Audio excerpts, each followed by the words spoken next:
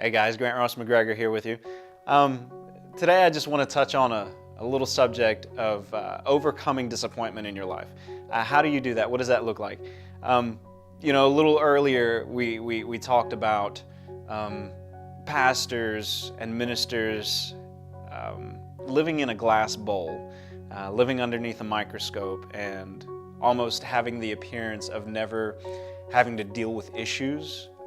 Just kind of thinking that God sends these angels and picks us up and just lifts us right over every obstacle that shows up in our life. Well, it really doesn't happen that way. We have to walk things out just like you do.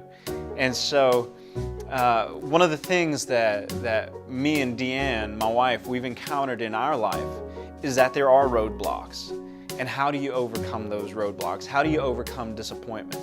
There's a story that Jesus tells about a little widow woman who goes and she constantly asks the judge for justice. And the Word of God actually calls this judge a wicked judge, an evil judge, because he does not want to give this poor lady justice.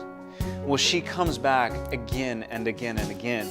And the Word of God says that she knocks and she knocks and she knocks on the door until one day the judge, he says to himself, you know what? This lady is so persistent. To get her off of my back, I'm going to give her exactly what she wants. And then Jesus turns the tables and he says, now your Father who in heaven is so much more than just a judge. He is a good Father that loves to give good gifts. So if an evil judge would even render justice, how much better and faster would your Father who loves to give good gifts not want to give you justice? And He even calls you His very own elect. And so through our journey of facing disappointment in our lives and facing obstacles, how do we overcome that? Jesus, after that parable, He says, or He asks the question rather, when the Son of Man returns, will He find faith on the earth?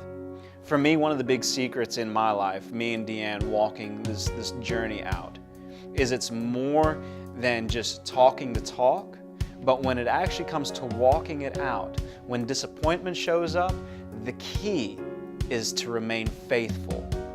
Faithful, its root word is faith. And I believe that's one of the ways that you please God, is by being faithful. And so we just hope that you join us again Friday night, 7 o'clock, 502 Douglas Bend, Gallatin, Tennessee. We'll see you there.